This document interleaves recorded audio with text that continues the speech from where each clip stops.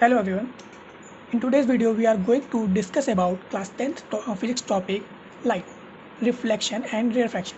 So first of all we are going to know about what is light.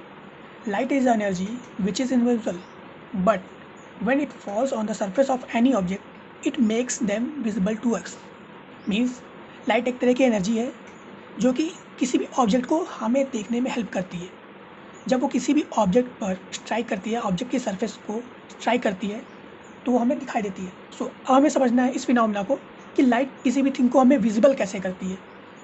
So see when light rays strikes on the surface of any object, the light rays get reflected and these reflected rays are received by our eyes, then these things are visible to us.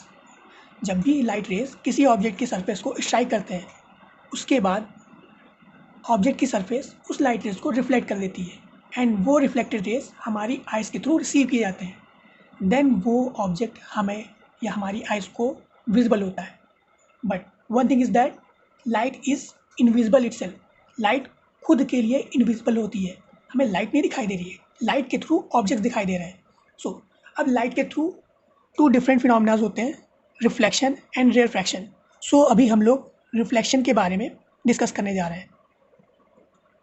So reflection of light is the phenomena of light in which light come backs in the same medium after striking a surface is known as reflection of light. Means light का ऐसा phenomena जिसमें light rays किसी surface को strike करने के बाद वापस से सेम मीडियम में लौट आती हैं, इस फिनोमेना को हम लोग रिफ्लेक्शन के नाम से जानते हैं।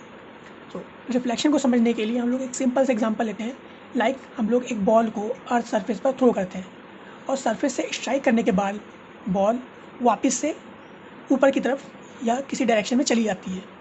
सो इसे भी हम लोग एक रिफ्लेक्शन की तरह देख सकते हैं। सेम फिनोमेना लाइट के साथ भी होता है। जब लाइट रेस किसी सरफेस पर गिरती हैं और उसके बाद उसको स्ट्राइक करने के बाद वापस उसी डायरेक्शन में या डिफरेंट डायरेक्शन में मूव हो जाती है, तो इसे हम लोग क्या कहते हैं? रिफ्लेक्शन।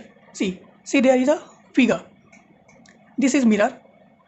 मिरर एक आइडियल सरफेस होता है रिफ्लेक्शन के लिए। So this is mirror and this is light ray, incoming light ray which we call incident ray. Incoming light rays को हम लोग इंसिडेंट रे बोलते हैं। See now light ray strikes here at this point. Light ray ने इस point पर strike किया है एंड उसके बाद वो रिफ्लेक्ट हो गई। सो आउटगोइंग रेस को हम लोग क्या बोलते हैं? Reflected ray. Now you are seeing a dotted line here which is normal. Normal means this line is perpendicular to the mirror. ये लाइन मिरर के परपेंडिकुलर है। ये एक इमेजिनरी लाइन होती है, रियलिटी में नहीं होती, बट ये इमेजिनरी लाइन है। सो अब नॉर्मल के साथ इंसिडेंट रे एक एंगल क्रिएट करती है जिसे हम लोग क्या बोलते हैं? Angle of incidence. And same thing normal के साथ रिफ्लेक्टेड रे भी एक एंगल क्रिएट करती है जिसे हम लोग बोलते हैं एंगल ऑफ रिफ्लेक्शन। सो अब इसी के अकॉर्डिंग रिफ्लेक्शन के टू लॉज क्रिएट किए गए जो कि ऐसे हैं: the angle of incident and angle of reflection are always equal. Angle of incidence और एंगल ऑफ रिफ्लेक्शन हमेशा इक्वल होते हैं। Second law, incident ray, reflected ray, normal and point of contact always lie on the same plane at the same point. These are the two laws of reflection. Okay. Now जैसा कि मैंने बोला कि mirror एक ideal surface है light रे को reflect करने के लिए, बिकॉज ये अप्रॉक्स 100% लाइट को रिफ्लेक्ट कर देती है, या फिर most of the part of light is reflected by the mirror. Mirror के थ्रू लाइट का मोस्ट पार्ट रिफ्लेक्ट हो जाता है, इसलिए इसको आइडियल सरफेस भी बोल सकते हैं। नाउ अब हम लोग जानेंगे कि मिरर किस टाइप के होते हैं। पहला तो प्लेन मिरर जो कि हम लोग अपने घरों में देखते हैं। अब कुछ डिफरेंट टाइप के मिरर्स भी होते हैं जो कि प्लेन नहीं होते हैं, जिन्हें हम लोग स्फेरिकल मिरर बोलेंगे, क्योंकि इनकी सरफेस या तो अंदर की तरफ मुड़ी हुई होगी या तो बाहर की तरफ। So see the reflecting surface of a spherical mirror may be curved inward और आउटवर्ड। वो अंदर की तरफ भी कर्व हो सकती है और बाहर की तरफ भी कर्व हो सकती है, जिनको हम टू डिफरेंट नेम से जानते हैं। If spherical mirror whose reflecting surface is curved inward, it is known as concave mirror. अगर स्फेरिकल मिरर जिसकी सरफेस अंदर की तरफ मुड़ी होगी या अंदर की तरफ कर्व्ड होगी, उसे हम लोग कॉनकेव मिरर के नेम से जानेंगे। And the spherical mirror in which reflecting surface curved outward, it is known as convex mirror. ऐसा मिरर जिसका रिफ्लेक्टिंग सरफेस बाहर की तरफ कर्व्ड हो, उसे हम लोग कॉन्वेक्स मिरर के नाम से जानेंगे। ओके, हम लोग जानते हैं कि ये मिरर्स कैसे बनते हैं। सपोज एक बॉल है हमारे पास, ये एक बॉल है।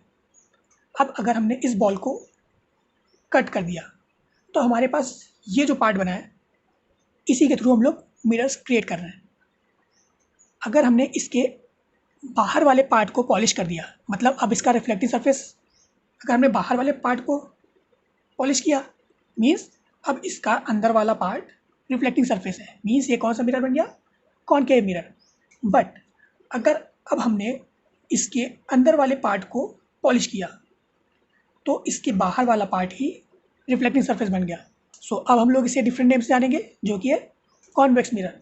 Okay, so this is how spherical mirrors are formed. हम लोगों ने जान लिया कि स्फेरिकल मिरर कैसे फॉर्म होते हैं।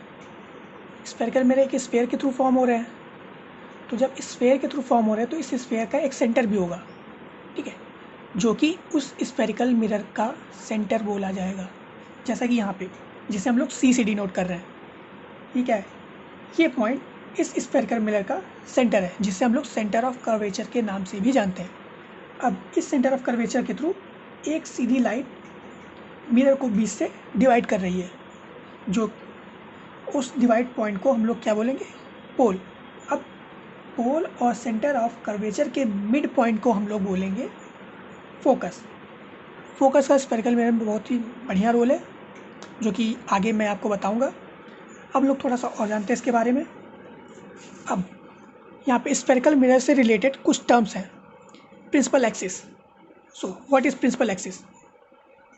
This line is principal axis, the line which passes through center of curvature and pole, or we can say that the line which divide the spherical mirror into two equal parts and goes through the center of curvature is known as principal axis.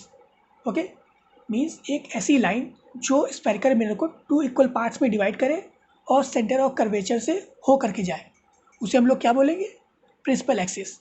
Okay, now pole of the mirror. अब mirror का pole क्या होता है? The mid point of the spherical mirror is known as pole, जिसे हम लोग P से denote करते हैं। स्फेरिकल मिरर के मिड पॉइंट को हम लोग बोलेंगे pole. Okay, now centre of curvature. Centre of curvature मैं आपको पहले बता चुका हूँ कि the centre of sphere from which the spherical mirror is the part of it. उस स्फेयर का सेंटर जिसका स्फेरिकल मिरर पार्ट है, उसे हम लोग बोलेंगे centre of curvature. Okay, now radius of curvature. C, centre से लेके सर्कल के सर्कमफ्रेंस या स्फेयर के सर्कमफ्रेंस के पार्ट को हम लोग बोलते हैं रेडियस, लेंथ को रेडियस बोलते हैं। सो सेंटर ऑफ कर्वेचर से पोल के बीच की डिस्टेंस को ही हम लोग बोलेंगे रेडियस ऑफ कर्वेचर। ये लेंथ ही स्फेरिकल मिरर की रेडियस है। Okay, now coming to focus point, which is the reflected rays appears to come from the point on the principal axis. This point is known as principal focus. Means कोई reflected ray जो mirror से strike करने के बाद या reflect होने के बाद जिस पॉइंट, प्रिंसिपल एक्सिस के जिस पॉइंट से होकर के जाएगी, उसे हम लोग बोलेंगे principal focus. Next term is focal length. So what is the focal length? The distance between focus point and pole is known as focal length. Focus point और pole के बीच की distance को ही हम लोग बोलते हैं focal length. Okay, now next term is aperture. The diameter of the spherical mirror is known as its aperture. Okay, so अब aperture के लिए मैं आपको बता दूँ, ये spherical mirror है, तो spherical mirror का diameter क्या होगा, ये length, इस इंच से लेकर के इस इंच तक की लेंथ को हम लोग डायमीटर के नाम से जानेंगे, और जिसे हम लोग अपर्चर भी बोलते हैं। Okay, so in mirror it is denoted by M N. Mn is the aperture of the spherical mirror. Okay,